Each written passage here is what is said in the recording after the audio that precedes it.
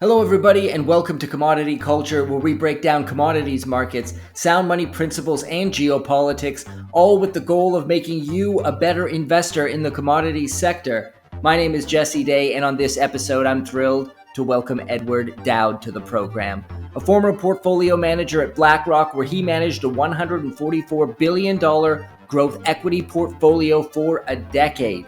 He is also an author and a founding partner of Finance Technologies. Edward is seeing many signs of weakness in the broad market, the economy, the housing market, and credit markets, and he believes the stage is set for a multitude of bubbles to burst, resulting in a crash of overvalued AI stocks that are currently running way ahead of themselves. Edward remains bullish on gold despite the recent drawdown, and he sees it headed much higher as its role as money continues to reestablish itself. We also discuss why he sees WTI crude oil dropping as low as $25 a barrel, why China could be on the verge of economic collapse, and so much more. So strap yourselves in for my conversation with Edward Dowd.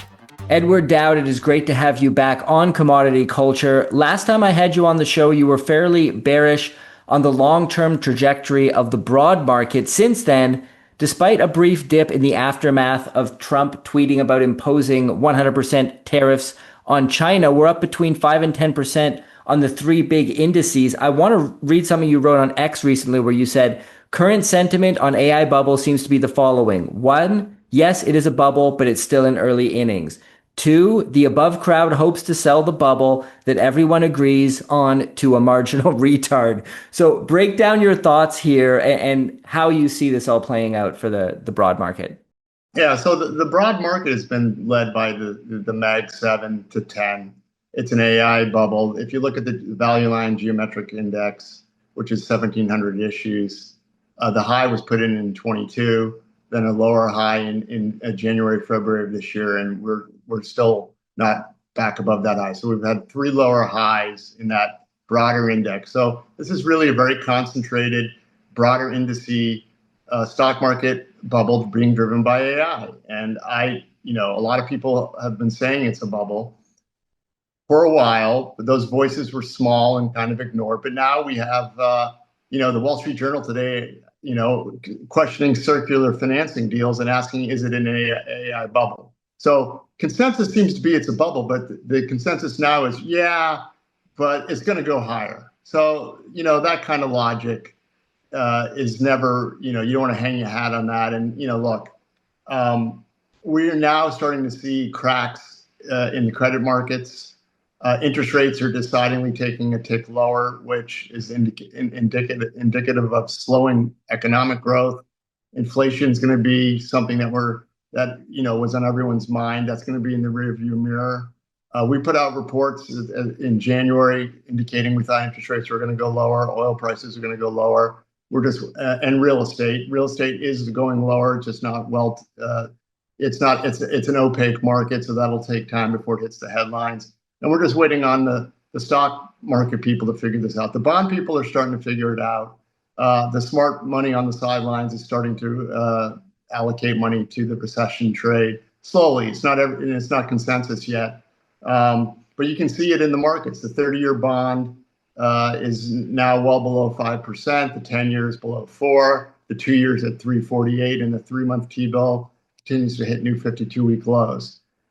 Interest rates going down is not a sign of growth. It's a sign of a slowing economy. And the markets are leading, and the Fed is behind the 8 ball. They've kept rates too high for too long. And so if you're looking to the health of the economy based on headline indice numbers, the SPX and the Dow Jones and the NASDAQ, you're going to be led astray, because when those three indices figure it out, and they will, it'll happen quickly.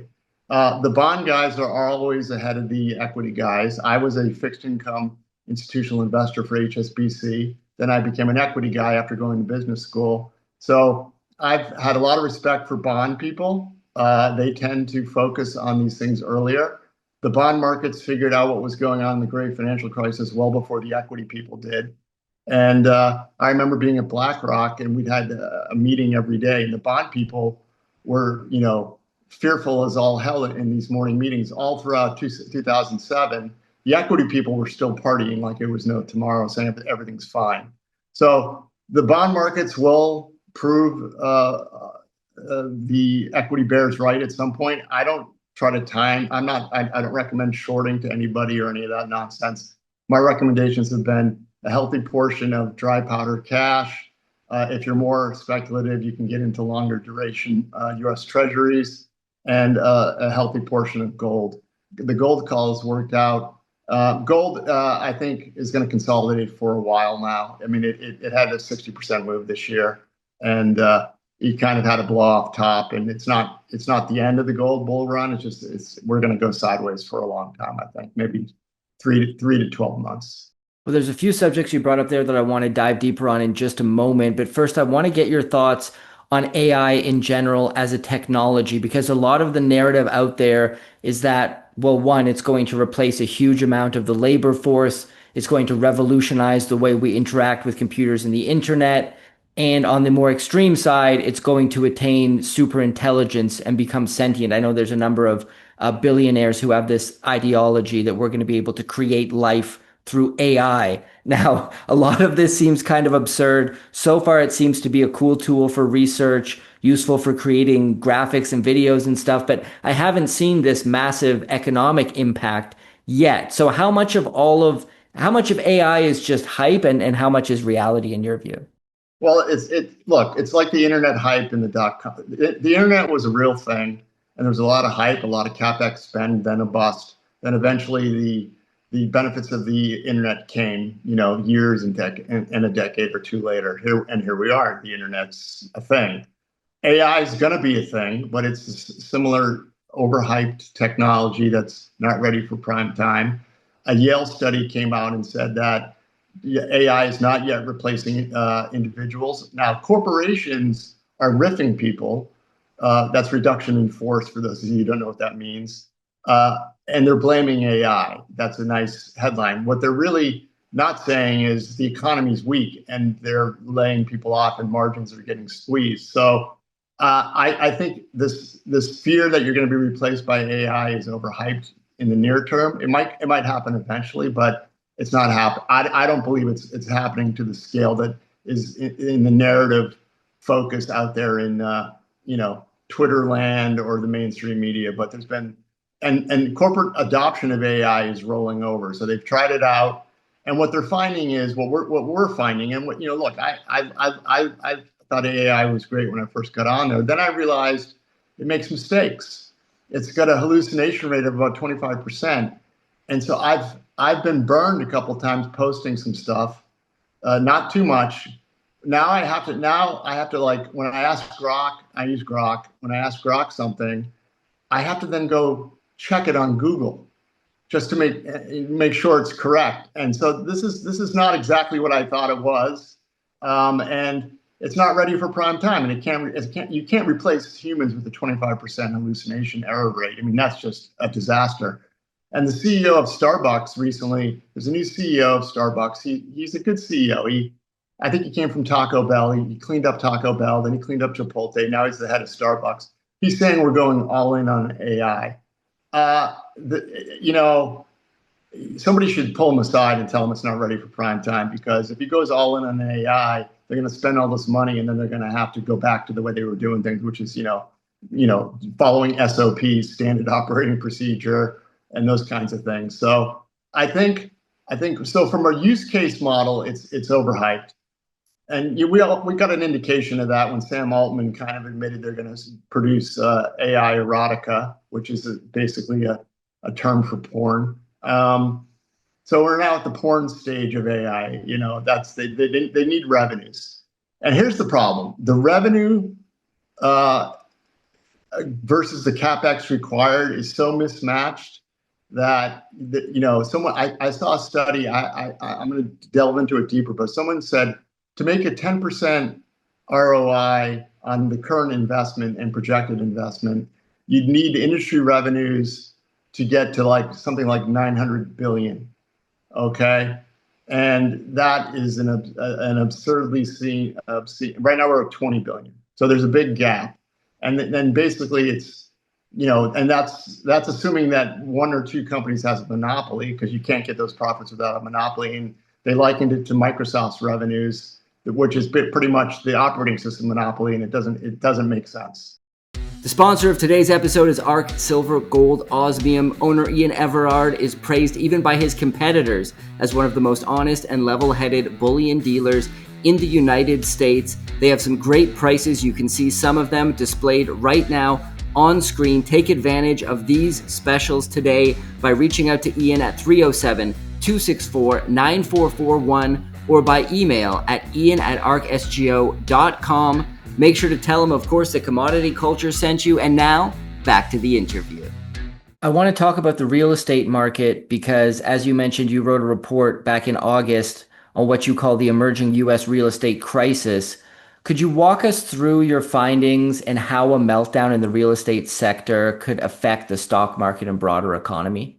Well, so let's talk about housing. Housing is a huge part of our economy. It's 20% of consumption.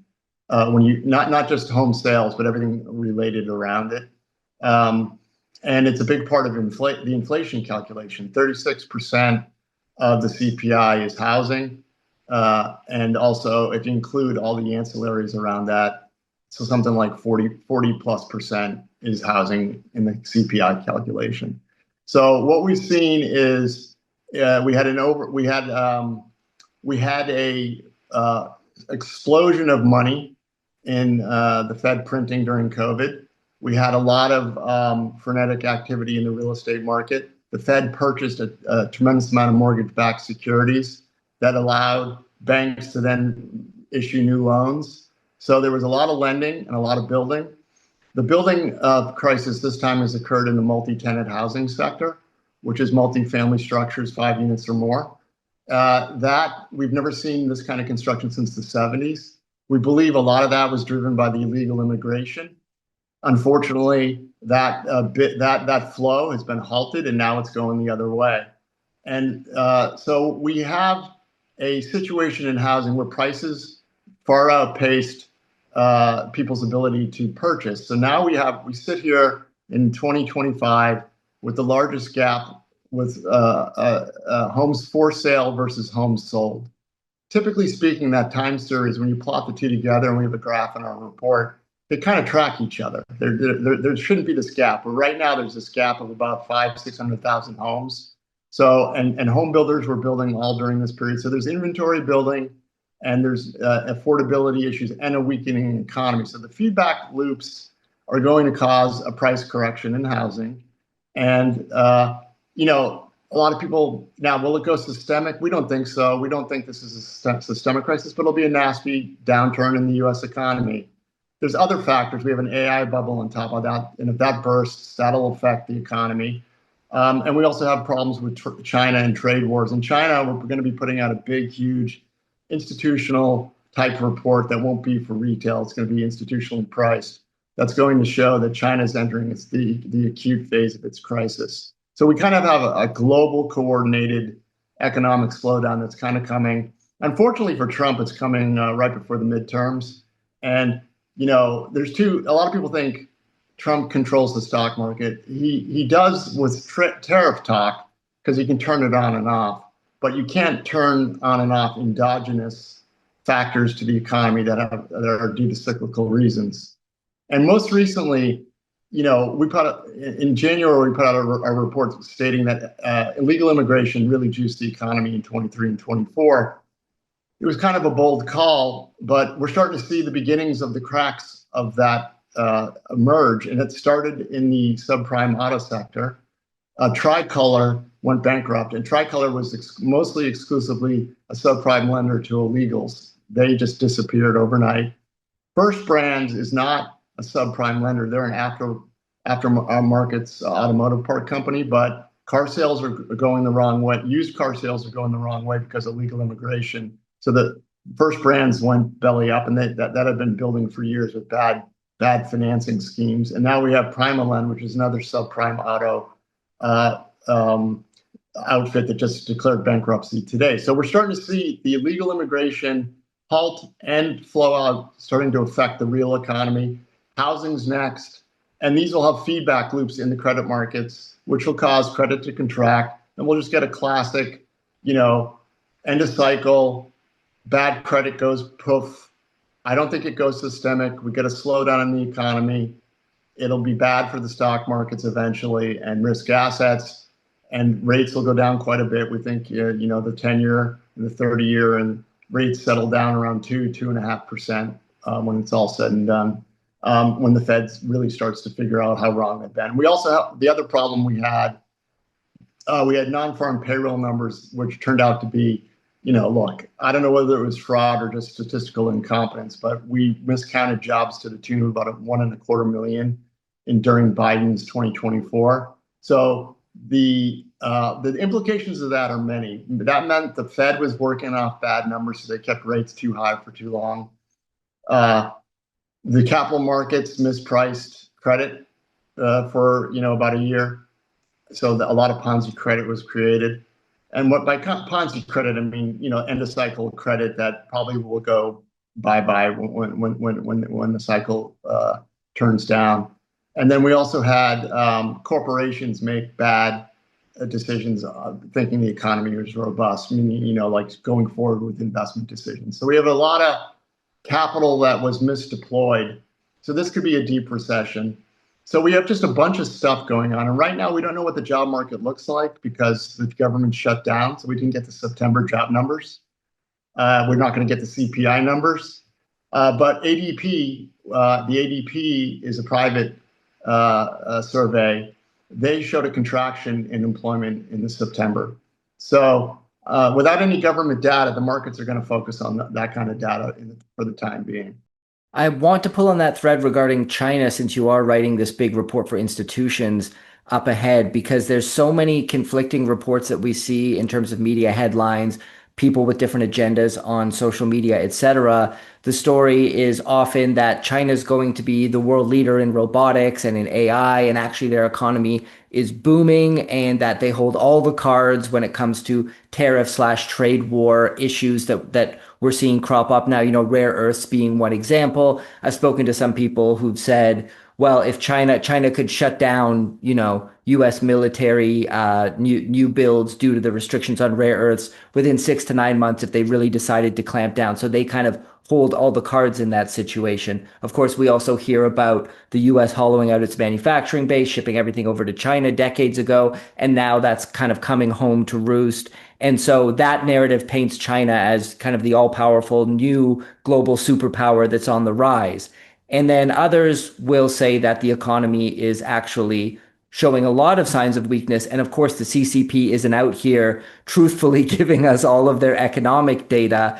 They're notoriously careful with guarding a lot of things about the real data. So based on the investigations that you've done so far, which side is correct, or is it kind of a gray zone somewhere in the middle? Well, without giving away too much of our juice, in broad strokes, China hit a demographic wall in 2020, and it's in a furious decline until 2032.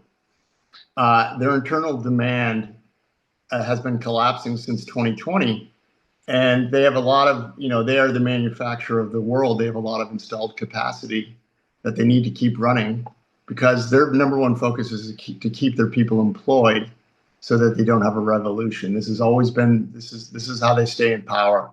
So the internal demand collapsed due to demographics, and it's going to continue to collapse. And they have a real estate crisis that is so bad, and it's going to turn acute. I won't get into why, but it's going to turn acute in 2026. And they have massive oversupply. So what they've been doing is exporting. Their exports started taking off in 2020 and 21, and it continues to this day, hence the trade wars. So to keep themselves, this is what happened to Japan. So this is a little bit like Japan in the 90s. Japan was a manufacturing powerhouse. They hit a demographic wall. They had a real estate bubble. They had a bubble. It burst. And to fix their problems, they ramped up government spend, and they started exporting a lot more. Now, they're 1/10 the size of China, so they were able to get away with that. China's going to try to export their way out of their problems, and this is where people think China holds all the cards. No, no, no. They know what's coming for them, and so I think that it's a big bluffing game. They're on the precipice of their crisis deepening, and I don't know whether the Trump administration knows this, but they have more cards than they think. China, and we have to worry about China because they have a decision. They can continue to try to export the way out of it, which will have massive deflationary implications for everybody on the planet, or they can try to change their economy to more of a consumption-driven economy rather than from a mercantilist economy, which is what they are now. The problem with that is they would give up a lot of power if they do that. When you develop a very strong middle class, consumer-led middle class, you don't have enough, you lose power, and you have to give some of the wealth to the lower peasants, so to speak. So they're at a crossroads. This report will show that, and it also has implications for the global economy because if China is really on the precipice of their real estate crisis worsening, which we prove in our research, very detailed 120-page report, it's going to really affect a lot of what's going on in the world, and there will be a big deflationary scare. If you look at China's bond market, their bond yields have collapsed. That is a sign of a deflationary environment. So their economy, just from looking at their bond market, isn't doing well. So you don't need to listen to all the Twitter people with their agendas. Just look at the markets telling you, you look at their bond yields, it's classic deflationary collapse. And that's what's going on there. And they're trying to export their way out of it. So that's where we are. Those are broad strokes. There's a lot of other massive nuggets in our report that I won't talk about, but it's going to be a great report. Excellent. I want to talk about gold now. Last time we spoke, gold was at around 3,300. You said gold was reestablishing its role as money. Obviously, the price has risen quite dramatically since then. However, taking a couple days of a beating, I believe it's down on the day today as well. A pretty steep correction happening over the past few trading days. What are your current thoughts on the gold market? Is this just a perfectly natural, healthy correction after such a dramatic run? Well, I don't know if I said it on your show or someone else's, but about 5 months ago, I said gold was going to 4,000 technically, just based on pure technicals. I have a friend that's good at this. He thinks that gold's going to 10,000 by 2030. I spoke with him today, and anybody that knows anything about technical analysis, things don't go up in a straight line. And gold had, gold kind of made the covers of magazines. Gold had what we call a near-term blow-off top. It's not the end, but it will consolidate and go sideways for, anywhere from 3 to 12 months. So we're in a trading range, my humble opinion, in gold. And again, if you're buying gold, I recommend physical gold, not ETFs, not futures. Have it as a part of your portfolio and do what the banks are doing. The banks are accumulating gold because it's become money again, and it's tier one capital, physical gold. And whatever the new monetary system that's coming, and again, is it a year from now or 10? I don't know when the new system comes, but we know one's coming. Gold will be a part of it. That much I can guarantee. Some portion of whatever it is will be backed by gold. Maybe not all of it, but some of it. You have a price target of $25 to $35 for WTI crude oil. Investors in the oil sector are already looking at current prices, we're at around 58, I believe, to be too cheap to incentivize production for a lot of companies. So I'm wondering, what are the factors you think could bring us down to that $25 to $35 level? And at that point, would oil be a screaming buy, or do you think there's risk of a secular bear market emerging? No, look, this is when we in our January report, we didn't reveal this at the time, but since it's been out there a while, we said $30 oil is likely, and it's just due to a slowdown in the economy and demand destruction. When we put out the report, oil was $77. It's now 58, 57. It's going to 30. Now, it won't stay there long. And that, the cure to low prices in commodity markets are low prices themselves, and the cure to high prices is high prices themselves because of the supply demand dynamic. And what I mean by that is when prices get too low, and we're already starting to see it, you start to cut back capex and exploration. And sure enough, when that all shuts down, then over time, you need prices will rise to draw back capital. So $30 oil, it won't stay there long.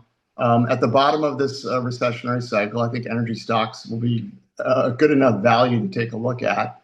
And then wash, rinse, repeat. And same with high oil prices. If you remember, oil got to like 150 or 160 in the great financial crisis in June of 2008. Everybody said it was peak oil and it was over, and that we were going to, the lights were going to go off. The solution to high oil prices was high oil prices. So much capex came on board that we were awash in oil, and then eventually we collapsed. So this is just cyclical capex cycles, long-tailed. So when I say $30 oil, it's not going to stay there long. You spoke about First Brands and Tricolor. We've also seen two regional banks, Zions Bancorp and Western Alliance, have their share prices take a big hit as they faced issues involving fraud allegations. When it comes to the banking sector in the US, do you think there's more of these issues beneath the surface that could emerge? And if so, what could the implications be? Yeah, there's going to be look, there was a regional banking scare in 2023 when Silicon Valley Bank went bust. And the Fed came out and basically loaned banks money against their bonds that had decreased in value due to their rapid interest rate rise. That's called duration risk. That program ended last year, and they prevented a bank run, which was a smart thing to do. But what they're not going to do is lend money against bad credit, because now we're in the bad credit part of the cycle.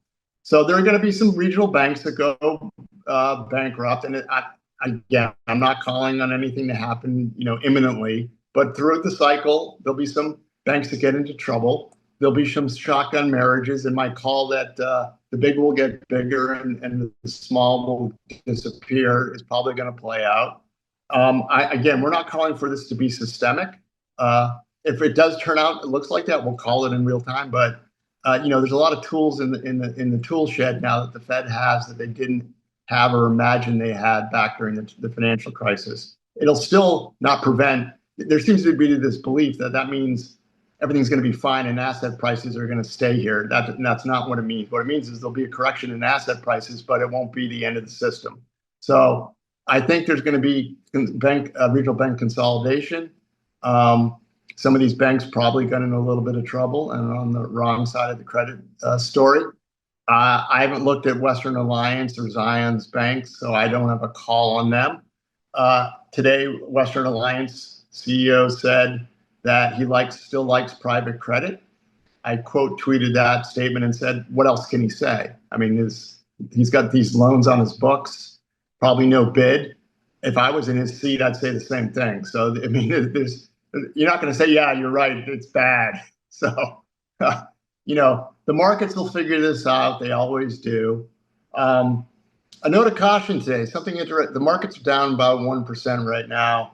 I was informed by a hedge fund friend of mine today that the realized volatility factor, there's a lot of hedge funds that trade factors, and it's very complicated quant math. The realized volatility factor, which is probably means stocks that move fast and furiously, both up and down. And there's been a lot of speculative stocks that have gone way, way up, like quantum computing and a bunch of these ridiculous things. That factor's down 8.41% today, which is one of the worst three observations in 10 years. It's a minus 3.5 sigma event. So underneath the mild 84 basis point, reduction in the indices, certain speculators are getting taken out to the woodshed. So, I've been a student of the markets for years. When we saw Oracle go up 30% about a month ago on OpenAI, and their quarter wasn't good. The quarter wasn't good. It was a bad quarter. stock went up 30% on an AI, announcement with OpenAI for future committed funds with no details. Those to me, when a company that market cap size goes up 30% in the aftermarkets, that to me is an ending move, not a beginning move. So we're seeing, ending moves in equity that I saw leading into the '07 crisis. In the '07 crisis, I was on the right side of it. We were concentrated in all the right stocks. I was at BlackRock managing a growth fund, and we were outperforming our benchmark. Then there came a day in October, and we kind of knew the economy was faltering. There came a day in October or November, I believe, where we lost a ton of relative basis points versus our benchmark.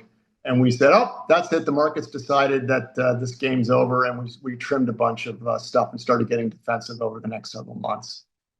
There are equity people that know this. And once they see the signs, they'll sell quickly. So it feels to me like we're at the ending moves on the equity indices, the speculative fervor. We saw, 2 weeks ago, Bitcoin speculators basically liquidated in about 10 minutes. So if you were trading altcoins, your wealth was gone overnight, especially if you were levered. So we're kind of getting to the end days of the speculative fever. And once those feedback loops start, it'll widen out. Well, I want to end on the realm of geopolitics. There's so many different things that we could touch on here, but I want to hone in on the potential war brewing between the U.S. and Venezuela, with the U.S. carrying out strikes. Some are calling extrajudicial murders. Some are calling wonderful things because we need to stop all of this fentanyl from entering the U.S. and killing citizens. However, it feels like the government has not produced any concrete evidence on the contents of these boats or the facts that they were or were not smuggling drugs to the United States. I think even if they were, it was just a killing without any sort of trial or due process. What are your thoughts here? Is this really a move to get access to Venezuela's vast oil reserves? Of course, we saw the opposition. I forget the woman's name. She appeared on Eric Trump's podcast and was glowing about how, well, if we regime change Venezuela, you guys are going to get so rich. We're going to open up the market to all sorts of U.S. companies. It's going to be a free for all for you guys. Everyone's going to make money. It's a win-win. So it feels like this is more about a business case for both oil and, allowing American companies and the government to get access to the economy there than it is about smuggling drugs. But I'm wondering how you see the situation. Look, I'm a cynic. I mean, it's always about oil and resources. I mean, I'll just leave it at that. I mean, I'm a cynic, and every administration does this. I think a lot of it's driven by the military-industrial complex, the military eyes that. I mean, oil eventually will become scarce, and they're eyeing those resources. They're in the hands of a communist dictator, and they're very friendly to China and Russia. And so you can make a case that regime change needs to be done for that, but it's really ultimately always about if Venezuela was not sitting on a vast swath of natural resources, would we care? Probably not. Yeah, I tend to agree with you. I don't think that's being cynical. I think that's being It's just aware reality. of reality and history and how the politicians operate. Well, Edward, this has been a fantastic interview. Thank you so much for coming on the show. Tell us about finance technologies and anywhere else you'd like to direct people who want to follow your work. Yeah, so we have our reports available, finance technology, spelled with a ph.com. We have our U.S. economic report we put out in January, which is still quite relevant. If you haven't bought it, we have a real estate package that has 3 reports looking at different aspects of the housing market. And we're going to soon have a China report, which won't be priced for retail, it'll be priced for institutions. It's that kind of a report. You can also follow me on X at Dowd Edward, DOWD Edward. And I'm also have a personal website at dowd.com where you can follow me there as well. Great. Well, I will put links to all of that in the description below. Thank you so much, Edward, for coming on. It's been a blast. Thanks, Jesse. Thank you for joining us today. This episode is brought to you by ARK Silver Gold Osmium. They have some great prices right now. They are up on the screen. All of this well supplies last. If you're interested, be sure to reach out to owner Ian Everard today at 307-264-9441 or by email at ian@arksgo.com, and make sure to tell him that Commodity Culture sent you. And be sure to pick up your Commodity Culture merch. Represent the show in style with a hat, t-shirt, hoodie, or mug, all backed by a 100% quality guarantee. Link is in the description below, and I'll see you guys in the next episode. Commodity Culture is a series on commodities and natural resources. If you would like to see more, be sure to subscribe and hit the bell notification so you're always up to date with the latest episodes.